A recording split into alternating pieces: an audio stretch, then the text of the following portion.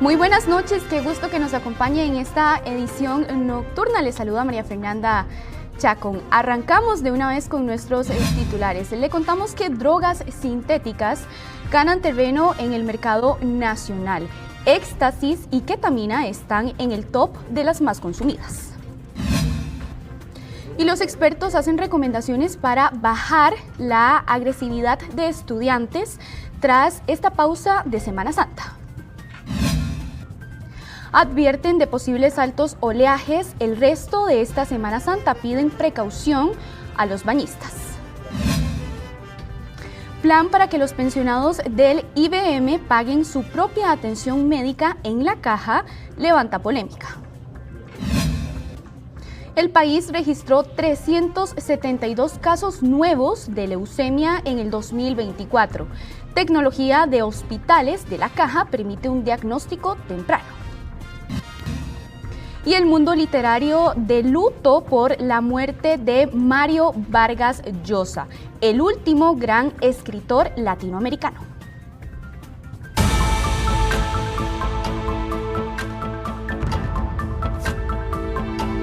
Arrancamos con las informaciones. Costa Rica está ganando terreno en el mercado ilícito de drogas sintéticas. En los últimos 10 años, la Policía de Control de Drogas decomisó casi 800,000 dosis de éxtasis.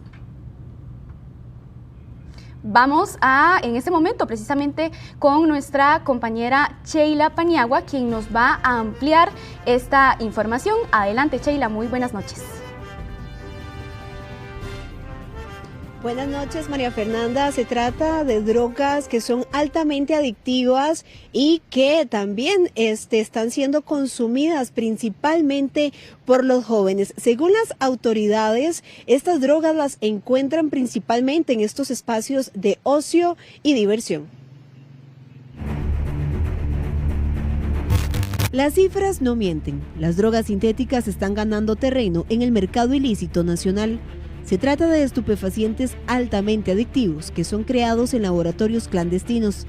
En Costa Rica ya existe un top 3 de las que más se consumen. En primer lugar está el éxtasis, le sigue el LSD y en tercer lugar la ketamina. El éxtasis es muy común también en algunos sitios de diversión como discotecas o algunos otros sitios donde la población es adolescente y adultos jóvenes, por decirlo de alguna forma. En los últimos 10 años, la Policía de Control de Drogas decomisó más de 759,000 dosis de éxtasis, 17,000 dosis de LSD y más de 93,000 dosificaciones de ketamina. Estas drogas no se producen en el país y son provenientes de países como Afganistán, Siria y México. No hemos ubicado ningún laboratorio. En su momento, en el 2023, logramos ubicar un sitio dentro de uno de los aposentos donde se estaba fabricando droga, pero de manera artesanal, es decir, no es un laboratorio completo donde se esté produciendo droga sintética. Recordemos que son drogas hechas en el extranjero, en laboratorios farmacéuticos clandestinos que simulan la contextura de medicamentos conocidos o hasta de confitería de dulces conocidos. Recientemente la PCD, con colaboración de la DEA, incautaron en San José un cargamento de 24 kilos de metanfetaminas provenientes de México. Este fue el decomiso más grande de la historia del país en cuanto a drogas sintéticas. Creemos de que se trata de Sinaloa, pero también hay otro cartel importante, Jalisco Nueva Generación. Estas sustancias van dirigidas a un público en particular, los jóvenes de alto poder adquisitivo. En muchas presentaciones se encuentran, por ejemplo, el éxtasis, que son pastillas de colores, variados colores y colores llamativos también, que incluso algunas hasta tienen impresiones de animalitos, cristales como comparar la sal gruesa, por así decirlo, algunos transparentes, otros un poco más oscuros o color ámbar, en sticker que se colocan bajo la lengua o algunos otros sitios. Hemos encontrado también, por ejemplo, es llamativo, pero el tusi, que es conocido como cocaína rosada, es un polvito, un color rosa muy particular. Solo en la capital, el año pasado, la Policía Municipal decomisó más de 190 dosis de distintas drogas sintéticas y este año, en un operativo de la PCD, Incautaron 30.000 pastillas de fentanilo. Además de ser drogas bastante adictivas, también son altamente peligrosas, y es que, según indicaban las autoridades, hay jóvenes que combinan estas drogas con alcohol. Hacen un llamado incluso porque también se ha detectado que las organizaciones criminales están mezclando este tipo de drogas con otras sustancias, y esto es altamente peligroso y, como les indicaba, adictivo. Recordemos que días anteriores la Policía de Control de Drogas decomisó 24 kilos de metanfetaminas y por esta razón hubo 5 personas detenidas. Hasta el momento es la información que tenemos. Este ha sido un reporte de Sheila Paniagua para Noticias Repretel. Gracias, Sheila, por el detalle. Y tras las vacaciones de Semana Santa, muchos estudiantes regresan a las aulas con conductas violentas, producto de una inadecuada gestión emocional o también por acumulación de estrés durante el receso. Para ampliarnos esta información, hacemos contacto con la periodista Rachel Matamoros. Adelante, muy buenas noches. Muy buenas noches, Fernanda. Tal y como usted lo indicaba, cuando los estudiantes suelen salir a vacaciones, en este caso, en este periodo de descanso de Semana Santa o inclusive en las vacaciones de 15 días, los jóvenes cuando retornan a las aulas, cuando regresan a los centros educativos, suelen regresar con actitudes violentas. Y esta situación es multifactorial porque en muchos casos, como lo indican los orientadores y expertos en educación, esto suele darse ya sea porque son jóvenes que se encuentran en entornos familiares conflictivos. Entonces las autoridades lo que hacen es un llamado a los padres de familia específicamente por esta Semana Mayor.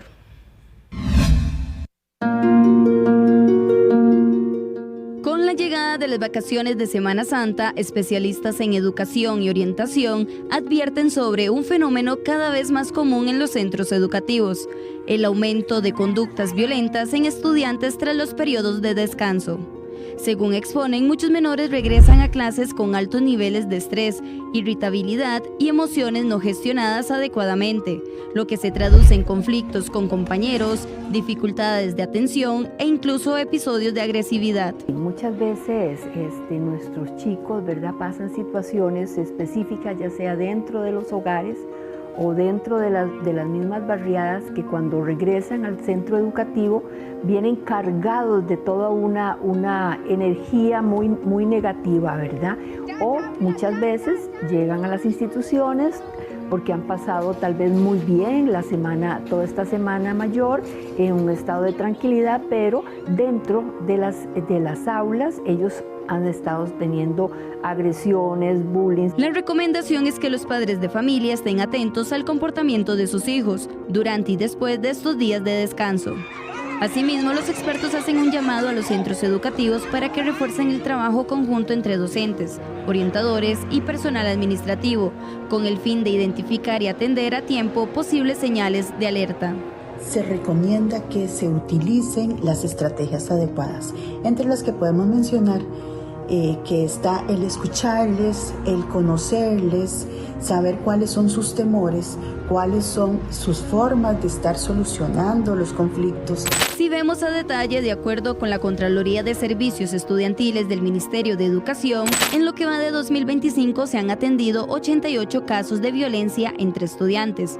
En promedio atienden una pelea por día, donde cada 10 situaciones violentas, 8 son enfrentamientos entre hombres y 2 entre mujeres. Y es importante hacer un llamado a los hogares, ¿verdad? Los hogares principalmente, que en esta semana, que es una semana que sí, uno sabe que la gente la aprovecha para estar en familia, de vacaciones o haciendo cosas en familia, que se converse mucho con sus hijos y con sus hijas. Ante esta situación, los expertos en educación piden a las familias estar atentos a las actitudes que tengan los menores y a crear espacios de diálogo.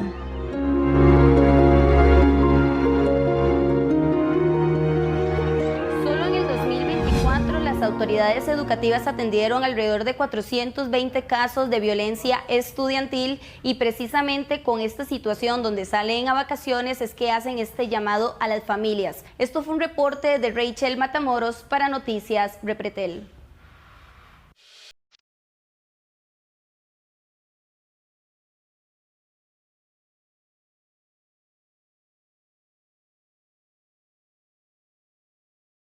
Bueno, en nuestra sección de salud, Costa Rica registró 372 nuevos casos de leucemia durante el 2024. Nuestro compañero Fabricio Quiroz está acá en el set y nos cuenta el detalle.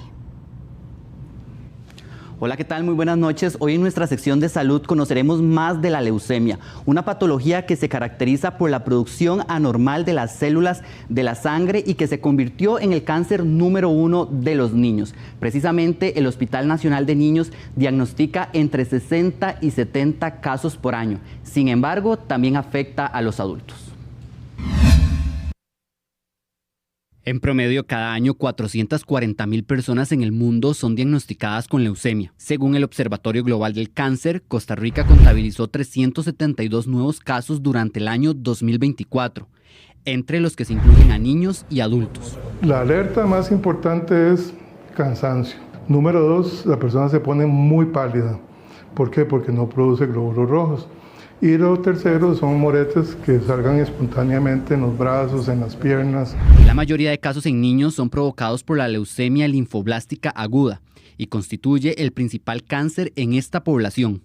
Por el contrario, la leucemia mieloide aguda afecta a los adultos y se ubica en el puesto número 10 de cáncer más común en el país. El 90% se tratan en la caja y el 10% se tratan a nivel privado. Entonces, los crónicos, después de 10 años, si están sin enfermedad por ninguna parte del cuerpo, se pueden considerar curados, pero hay que hacer unos ensayos de laboratorio. En las agudas o se muere o sobreviven, y los que sobreviven, muchos sobreviven ya curados. Ante la aparición de los primeros síntomas, los pacientes suelen recurrir a sus médicos de cabeceras, servicios de emergencias o médicos privados, quienes a través de un hemograma pueden confirmar la presencia de esta patología.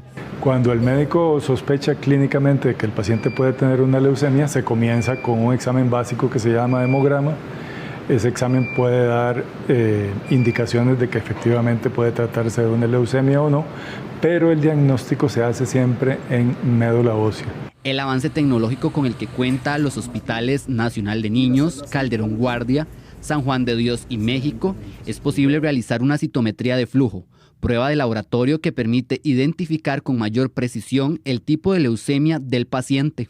El proceso diagnóstico como tal e incorporar herramientas como la que utilizamos en este laboratorio y específicamente la citometría de flujo le permite al médico categorizar la leucemia como una leucemia de riesgo estándar o una leucemia de alto riesgo. Posterior al diagnóstico, los pacientes son sometidos a procedimientos de quimioterapia, transfusiones sanguíneas e incluso a trasplantes de médula ósea. Esto con el objetivo de lograr una pronta recuperación.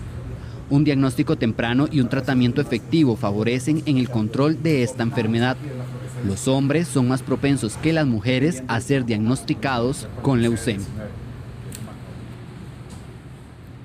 Bueno, y es que el conocimiento tanto de los médicos hematólogos como los oncólogos y el avance científico en el diagnóstico ha permitido tener una supervivencia de hasta un 80% en nuestro país. Si usted tiene algún familiar que presente algunos de los síntomas anteriormente mencionados, es importante que consulte a su médico lo más pronto posible. Continuamos con más de Noticias Repretel. Buenas noches.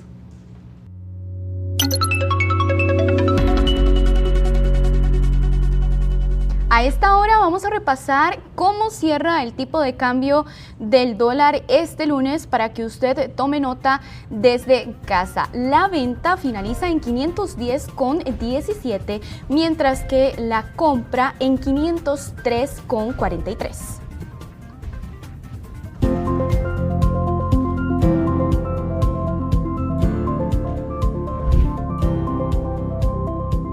Bueno, y el consumo de arroz volvió a los niveles de hace 15 años. En la actualidad hay una gran variedad de marcas. Cada tico consume unos 50 kilos de arroz al año, lo mismo que se consumía hace 15 años. Esto según la importadora La Maquila Lama con datos del Centro Estadístico de Conarroz. Eso sí, los consumidores quieren mejores precios. Sí, como soy yo con mi señora nada más, entonces sí, anotamos muchos precios, nos venimos aquí a ver cómo nos va. De cara a la Semana Mayor, hay 2 productos que más aumentan su presencia en la mesa. Por ejemplo, el arroz y el atún en conserva. Esto debido a que Costa Rica tiene una fuerte vinculación a estas costumbres religiosas. Por ejemplo, se aumenta el consumo de arroz con atún, arroz con palmito y también el arroz con leche. Es otro producto que se suma en Semana Santa a los gustos de los costarricenses. Recordemos la preparación de arroz con atún, arroz con camarones, arroz con palmito, que vienen a llenar las mesas de los costarricenses en estos días. El arroz siempre es protagonista en la mesa del costarricense, aunque los consumidores señalan que el precio podría bajar aún más. Cuesta mucho, pero ya aquí vemos que está un poquito más cómodo. Sí, todo está carísimo ahora, yo al menos digo como cuando hay lo que hay. El arroz aporta fibra, es bajo en grasa y contiene vitaminas del complejo B, así como también minerales como potasio, magnesio, hierro y zinc. Las familias tratan de ser lo más ordenadas posibles para llevar una cantidad importante de este producto. Nosotros tenemos, digamos, un cuaderno donde vamos anotando los gastos, de ahí salen estas listas y así es como lo hacemos. Los consumidores en esta Semana Mayor buscan precios más económicos ante el alto consumo. Durante el 2024, Costa Rica alcanzó un nuevo récord en ventas de combustible a nivel nacional. Según los datos más recientes de Recope, se registró un incremento del 3,19% en comparación con el año anterior. De acuerdo con los expertos, esto demuestra una creciente necesidad energética. Para este 2025 también proyectamos un alto consumo y para eso seguiremos trabajando con absoluta responsabilidad para asegurar el abastecimiento en cada rincón de Costa Rica, como lo hemos venido haciendo durante 61 años de existencia. Este aumento en la demanda nos impulsa a ser cada vez más eficientes, buscando siempre el mejor precio y la mejor calidad en el mercado internacional. Y la Caja valora cobrar la atención médica de los pensionados de invalidez, vejez y muerte ante la crisis en el régimen de pensiones. Elizabeth y Rubén viven de su pensión del régimen de invalidez, vejez y muerte. Cada colón cuenta. Temen que sus ingresos se reduzcan aún más. Bueno, para mí no es correcto, ¿verdad? Porque ya nosotros dimos al país lo que necesitaba. Y hay gente que nunca cotizó y sí están cobrando y pensiones de lujo. Sí me afecta mucho, claro. Ellos forman parte de los casi 400,000 jubilados que podrían ver disminuida su pensión si prospera una propuesta que analiza la Caja. Esta iniciativa buscaría cobrar a los pensionados por la atención médica que reciben en los centros públicos. Da un poquito menos de dinero a la pensión que de por sí. Los aumentos son paupérrimos, le hacen pocos aumentos a la pensión.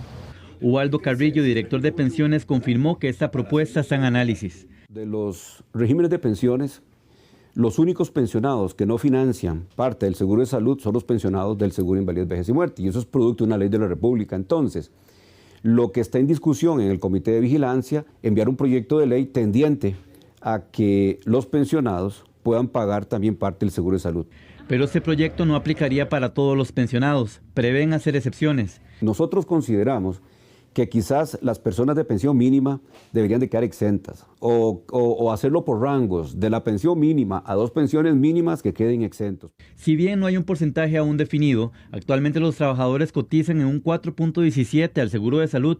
A modo de ejemplo, si un jubilado percibe una mensualidad de 500,000 colones, un rebajo del 4.17% significaría una deducción de 20,850 colones al mes. Bueno, yo sinceramente no estaré de acuerdo porque la pensión mía es baja y si me rebajan otro poco, está complicado, ¿va? La propuesta surge en medio de una serie de medidas que analiza el Comité de Vigilancia del IBM. Ante la difícil situación que enfrenta el principal régimen de pensiones del país, la Dirección de Pensiones de la Caja prevé comenzar a utilizar las reservas del fondo a finales del año. Desde el Frente Amplio reconocen que el problema es estructural. el envejecimiento poblacional.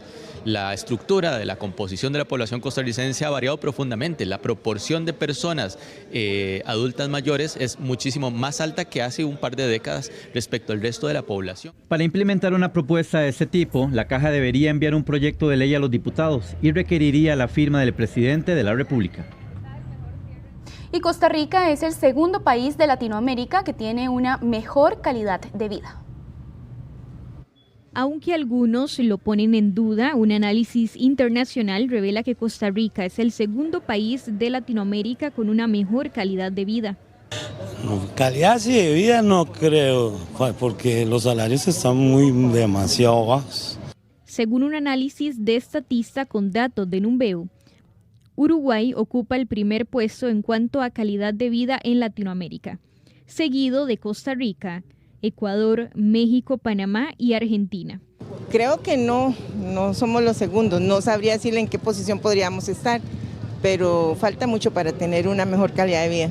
Si bien es cierto, Costa Rica tiene muchas cosas por mejorar, como por ejemplo el costo de vida, ya que los costarricenses aseguran que aquí es muy caro en comparación a otros países. No podemos compararnos con países como Venezuela, que tienen problemas económicos y sociales, así como también escasez de alimentos y medicamentos. En el caso de Venezuela vemos que lo afecta para ubicarlo en el puesto último de América Latina y 86 de 88 a nivel mundial, el poder adquisitivo que es muy bajo, la seguridad que es bastante bajo el índice que lo mide, o sea, está en una situación de inseguridad elevada.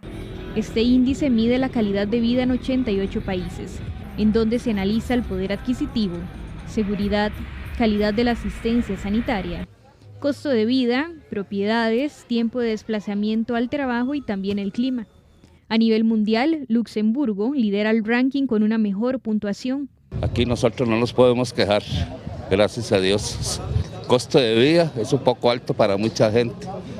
Costa Rica enfrenta retos importantes. Sin embargo, en comparación a otros países estamos muy bien. Siempre se encuentran los productos en los supermercados. Hay inversión extranjera directa y ferias de empleo. Y también libertad de hacer muchas cosas que en otros países no es permitido.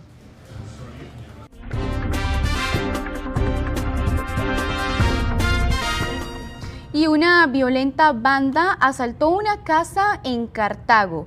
Se llevaron un pick-up, un cuadraciclo y hasta un camión lleno de electrodomésticos, pero la policía logró capturarlos. Noticias Repretel conversó con la dueña de la casa. Ese es el momento en que la policía logra detener a dos sospechosos de robarse un camión y que escapaban por el sector de Rancho Redondo de Goicoechea.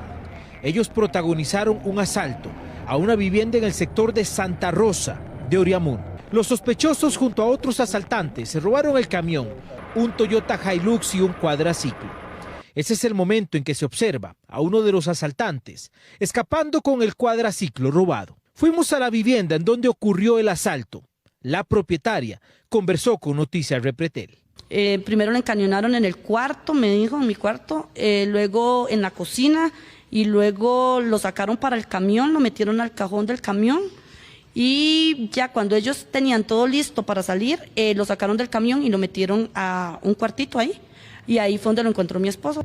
La fuerza pública confirmó que cerca del camión encontraron el cuadraciclo que estaba cubierto con unas ramas. El vehículo tipo Toyota Pickup fue localizado en Curridabat cuando lograron apagarlo. Los ocupantes, al ser descubiertos, huyeron. Ahí se detienen a dos personas y cerca de ese mismo lugar se logra ubicar el cuadraciclo que también lograron sustraer. Tanto el pickup como el camión estaba lleno de enseres y línea blanca que también fueron sustraídos de esa casa de habitación. Según los expertos, el robo de este tipo de carros tiene una razón. Estos vehículos de alta gama es muy probable que ya venían mediante encargo porque las organizaciones tienen toda esa capacidad. Sus redes operan no solo a nivel local, estas bandas tienen sus contactos a nivel internacional y muchas autoridades saben de esto. Sin embargo, no hay una labor conjunta entre las autoridades, principalmente lo que es la policía administrativa, la policía judicial e incluso la policía fiscal. El asalto ocurrió cuando un adolescente ingresaba a la casa y allí los hombres lo amenazaron con arma, lo amarraron y comenzaron a robarse las pertenencias. Igual yo me fijé en el GPS, los carros iban hacia Rancho Redondo. El Hilux, cuando yo me fijé, ya estaba muy largo. Si ya él iba más para allá de Rancho Redondo, el camión sí estaba por escala. La fuerza pública logró recuperar por completo los electrodomésticos, ropa, gorras, zapatos y hasta monturas de caballo que llevaban en el camión. Los sospechosos se trasladaron a la fiscalía. Y en lo que va del año, 175 personas murieron en carretera. De ellas, 109 murieron en fines de semana.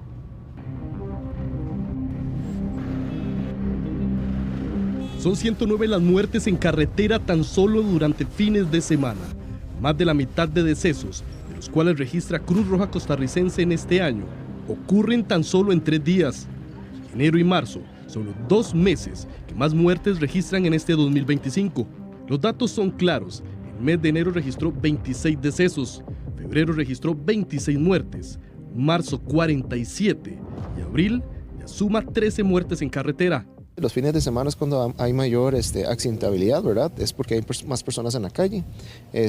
Tenemos más de 60 pacientes atendidos, 60 incidentes atendidos en lo que es el plan de Semana Mayor.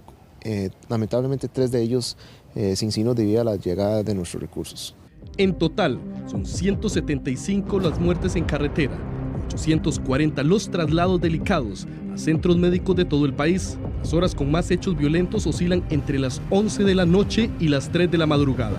Según el Ministerio de Obras Públicas y Transportes, más del 50% de las víctimas fueron motociclistas. Bueno, una de las causas es que están infringiendo las normas básicas, ¿verdad?, de la ley. También están conduciendo bajo los efectos del alcohol o algunas sustancias psicotrópicas que lamentablemente hoy en día se está dando muy seguido. También la fatiga está siendo también de las suyas, entonces se le hacen las recomendaciones que si se está cansado es mejor orillarse, poder descansar un poquito para poder estar con todos sus sentidos activos. En los últimos días, los operativos han dejado más de 1.000 personas multadas. Se han realizado alrededor de 1.500 boletas, se han detenido 6 vehículos y se han decomisado 40 motocicletas. La idea de estos operativos no es el sancionar, sino más bien es el de prevenir que los conductores anden con los dispositivos. La mayoría de las víctimas en carretera rondan edades entre los 20 y 40 años de edad. Oficiales de la Dirección de Inteligencia y Análisis Criminal lograron detener a un hombre que perseguía a mujeres para asaltarlas con un cuchillo de cocina. La captura se dio cuando perseguía a una joven por la avenida Central entre calles 9 y 11 en el centro de San José. Los oficiales, al detener al sospechoso de apellido Zapata y decomisarle el cuchillo de 15 centímetros, se percataron que tenía antecedentes judiciales. El hombre es investigado por un homicidio cometido en septiembre pasado y lo pasaron a la Fiscalía de Fragancia. Tienen características y en el momento de la revisión superficial a uno de ellos se le ubica un arma blanca, un arma punzocortante, cuya hoja mide más de 15 centímetros. En virtud de ello, se coordina con el Ministerio Público y el fiscal de turno ordena que sea remitido por flagrancia por el delito de portación ilícita de arma. En el momento en que se hace revisión de los antecedentes, se observa que el sujeto tiene un expediente por homicidio del mes de septiembre del año 2024. A esta hora hacemos una breve pausa en la información y ya regresamos con más de Noticias Repretel.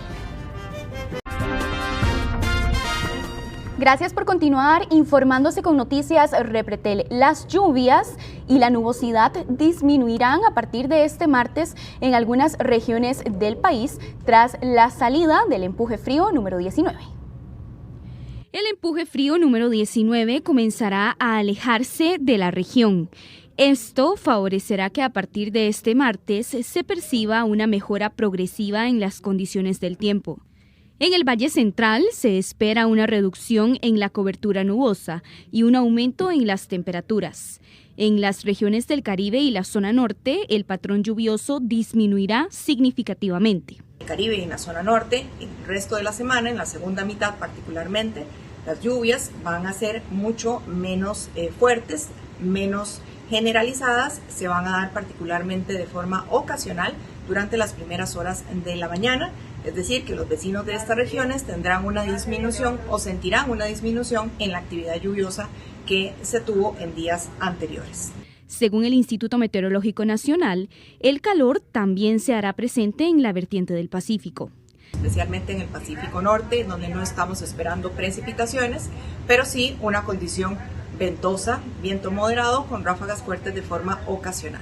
Para el Pacífico Central y el Pacífico Sur, esta Semana Santa seguirán experimentando, particularmente hacia las tardes y eventualmente primeras horas de la noche, la presencia de lluvias y de aguaceros aislados con tormenta eléctrica. Las temperaturas máximas rondarán entre los 33 y 39 grados Celsius, mientras que las mínimas entre los 15 y 19 grados Celsius. Hacia el fin de semana puede aumentar nuevamente la humedad en el territorio nacional, lo que generaría un ambiente más nublado con algunas lluvias aisladas, particularmente para el Caribe y el Pacífico Sur.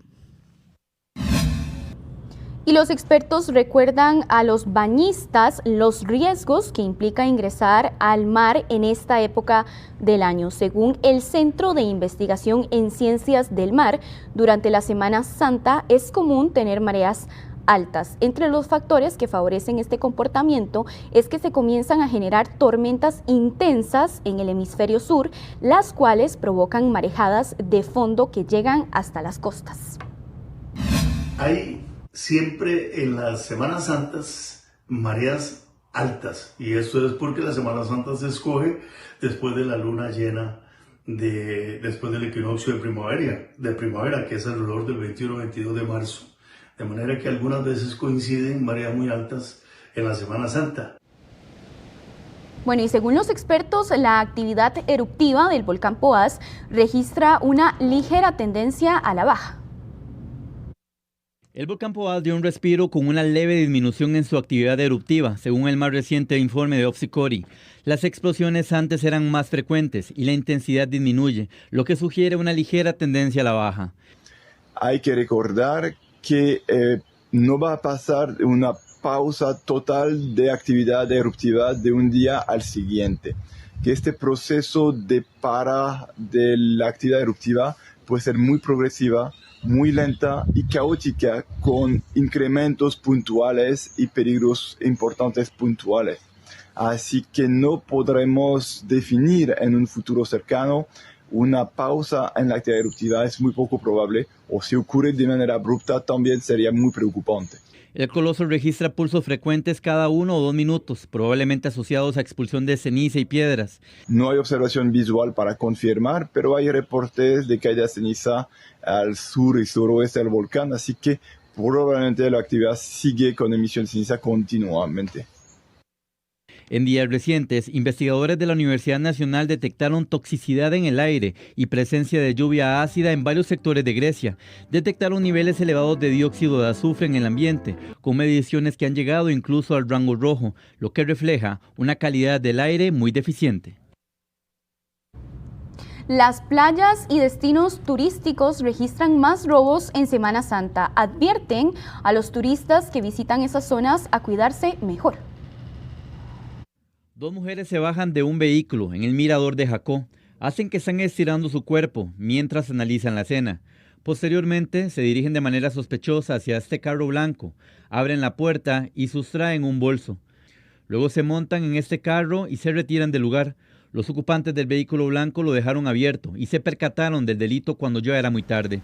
La actividad delictiva repunta en sitios turísticos en Semana Santa, advierte el OIJ. Piden precaución a los vacacionistas. Lo más seguro es como no dejar el equipaje solo, alertar a las personas que no son de allá, ¿verdad? De igual manera no dejen el equipaje solo, sus pertenencias solas. ¿Usted es de allá, de la zona? Sí, correcto, Santa Cruz. Siempre ando muy precavida, siempre cuido mucho mis cosas. Las playas de Cóbano fueron las más inseguras durante la Semana Santa del 2024. Este distrito registró 22 denuncias por robos. Jacó sumó 21 casos, Liberia Centro 18, Tamarindo 14, Cahuita 13 y Nicoya 10. El sector turismo tiene como objetivo reducir las denuncias por robo en hasta un 30% en destinos clave en un plazo de 3 años. Elaboraron varias propuestas. Varios proyectos piloto vinculados a la instalación de cámaras de seguridad, la programación de apps, ¿verdad?, vinculadas al teléfono, para que los turistas puedan notificar de incidentes, para que haya un monitoreo específico en los lugares y sobre todo tener un seguimiento de todas las estadísticas vinculadas a la seguridad a nivel local donde participen las municipalidades. La Semana Santa del 2024 dejó cifras preocupantes en zonas turísticas. En los cantones costeros de Guanacaste, Punta Arenas y Limón se registraron 98 hurtos, 36 asaltos, 87 robos y 43 vehículos robados. Aún así, algunos viajeros aseguran sentirse más seguros en la playa que en sus propias comunidades. Aún así, algunos vacacionistas aseguran sentirse más seguros en la playa que en sus propias comunidades. Sí, de noche lo que pasa es que pueden ser asaltados o eso mismo de lo que está pasando de los tiroteos, entonces pueden salir afectados por una víctima colateral o algo así. ¿Cree usted que está más seguro Guanacaste en ese momento? ¿Cómo? ¿Cree usted que es más seguro en ese momento Guanacaste? Sí, Guanacaste más que todo es una zona turística y entonces está más protegida en esa parte. El OIJ recomienda no bajar la guardia durante las vacaciones, asegurarse de dejar el vehículo bien cerrado, sin objetos de valor a la vista y, de ser posible, estacionarlo en un lugar autorizado bajo vigilancia. ¿Y cuál es el impacto que tendrán los aranceles impuestos por Donald Trump a nivel mundial? Lo repasamos en la siguiente entrevista que realizó nuestro director Randall Rivera. Déjame entenderlo despacito para además tenerlo claro. Ok, lo que se está grabando, es decir, a lo que se está poniendo impuesto es a mandar cosas a Estados Unidos, no a traerse cosas a Estados Unidos. Por ejemplo, si yo siembro algo aquí y lo voy a mandar a Estados Unidos para que lo vendan en Estados Unidos, eso va a tener un impuesto. Si China manda algo a Estados Unidos, va a tener un impuesto. Si la India manda algo a Estados Unidos, va a tener un impuesto. Si Ucrania manda algo a Estados Unidos, va a tener un impuesto. Porque aquí hay una pregunta de Gustavo Rivas en Facebook que dice, ¿nos afectará a los que tenemos casilleros en Miami? No, porque eso es traer de Estados Unidos. Es traer de Estados Unidos, correcto. No obstante, y creo que tal vez más adelante vamos a tener un espacio para ver los efectos a nivel global, pero como bien explicabas, se está grabando el comercio hacia Estados Unidos. Es decir, cualquier bien que enviemos desde Costa Rica o hoy día prácticamente cualquier parte del mundo va a entrar, dependiendo de dónde venga, con un porcentaje de arancel a territorio estadounidense. ¿Quién paga ese arancel? Tradicionalmente quien está importando. No obstante, ya se han dado algunas negociaciones entre empresas donde el productor ha ofertado cubrir una parte del arancel, claro. Normalmente es trasladado al consumidor, es decir, los precios en Estados Unidos van a incrementar para los consumidores locales y hay una enorme variedad, ¿verdad? Tenemos un 10% parejo para todo el mundo prácticamente.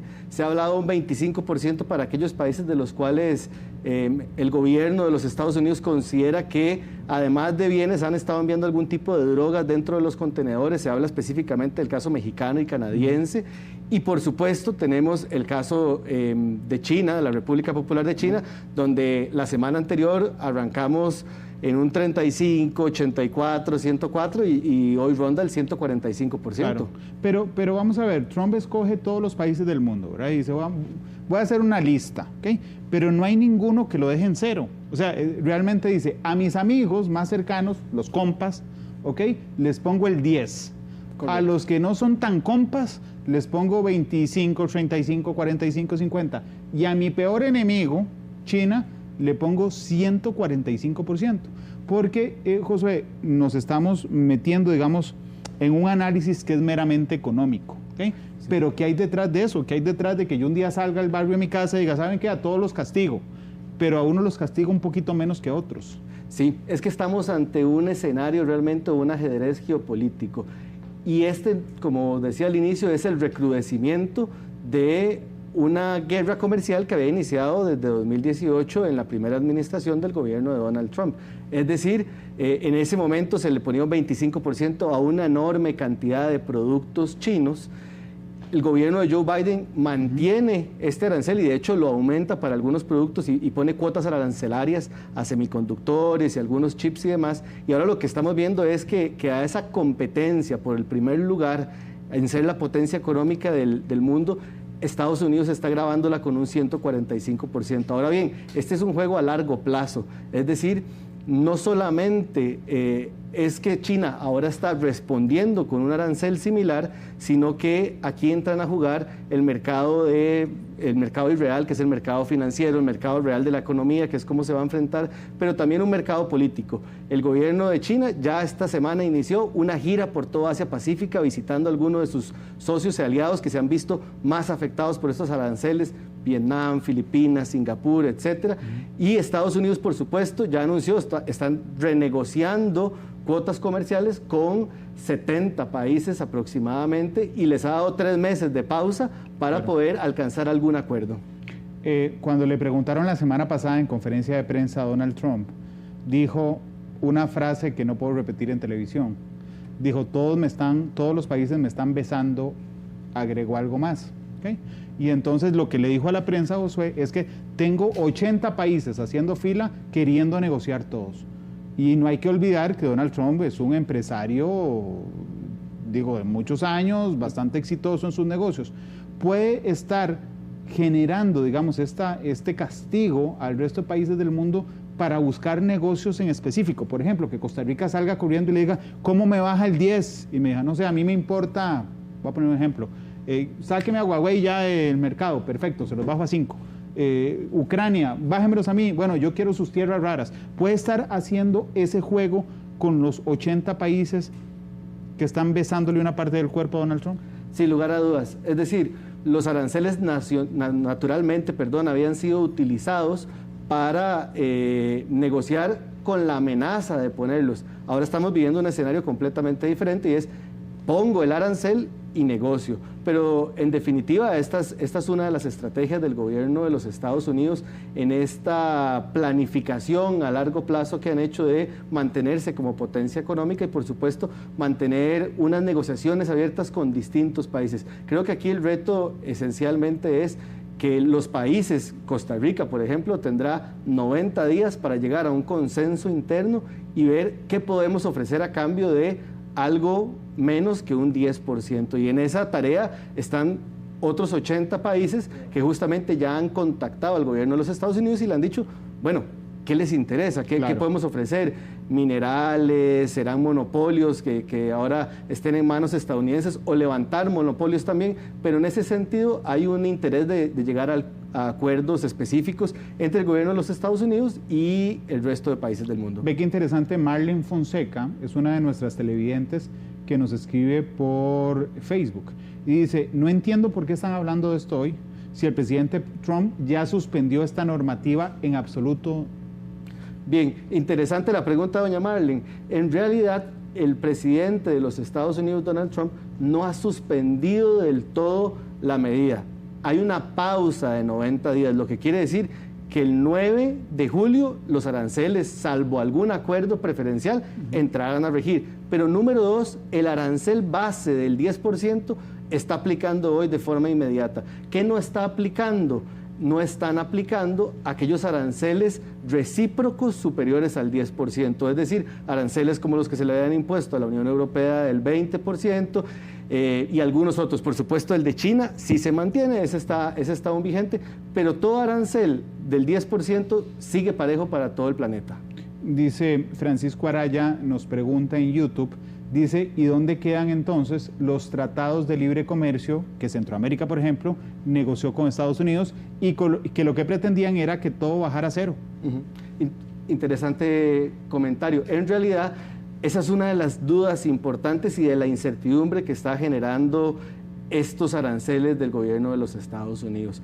En buena teoría, con el Tratado de Libre Comercio, el DERE-CAFTA, que firmamos Centroamérica, República Dominicana con los Estados Unidos, este debería respetarse y debería mantenerse. Es decir, todo producto costarricense que tenga una certificación de origen, es decir, que pueda hacer constar que fue producido en territorio costarricense y que es beneficiario del Tratado de Libre Comercio, debería seguir entrando bajo las normas del Tratado de Libre Comercio. Esa es, por ejemplo... Pero esa es la teoría. Okay. Esa es la teoría. En el papel vamos a tener que ver cómo entra a regir en realidad y, como decía, existe una importante incertidumbre de cómo va a operar. ¿Por qué? Porque esta propuesta arancelaria de Donald Trump tiene algunas excepciones de productos, tiene excepciones de si la cadena global de valor del producto, por ejemplo, un bien se produce 30% en Estados Unidos, 70% en Costa Rica, el arancel solo aplica sobre el 70% producido en el país. Y no sobre todo. Esta incertidumbre, sin lugar a dudas, deja mucho a la imaginación de cómo aplicará cuando lleguen a las aduanas los bienes. Luis M. Rodríguez pregunta en Facebook, ¿y qué pasará con las empresas en zona franca que están en Costa Rica? Porque nosotros tenemos un montón de empresas en zona franca que exportan hacia los Estados Unidos. Hoy día esas empresas de zona franca estarán grabadas con el 10%. Esa es la realidad, salvo que se encuentren dentro de las excepciones. Claro. Acero, aluminio, productos químicos. Pero, por ejemplo, perdón, Josué, los dispositivos médicos no están exceptuados, ¿verdad? Y es nuestro principal elemento de exportación. Sí. Esto nos permite explicar que alguna empresa en zona franca en Costa Rica que haga, no sé, dispositivos médicos, que ahora va a salir más caro mandarlo a Estados Unidos, se sienta tentada a decir, mira, ¿y por qué no agarramos la empresa en zona franca aquí y nos la llevamos a Estados Unidos donde nos saldrá 10% más barato? Y eso explica en parte la intención de Trump. Es justo la meta. Si recordamos la campaña del Partido Republicano de hace unos meses, esa era la gran oferta de Donald Trump. Regresar las empresas de capital estadounidense a territorio de los Estados Unidos y que esta parte de manufacturas se lleve a cabo en territorio estadounidense. De modo que ese es un excelente ejemplo. Las empresas de dispositivos médicos podrán llegar a valorar y decir, bueno, es que con ese 10% en realidad podríamos ahorrarnos los costos de transporte más este 10% que estamos pagando arancel y nos quedaría mucho más económicos ubicarnos en cualquier estado de territorio estadounidense y tener nuestra producción o una parte de nuestra manufactura ahí. O, ¿por qué no, trasladarse a algún otro país que alcance algún acuerdo mucho más beneficiario?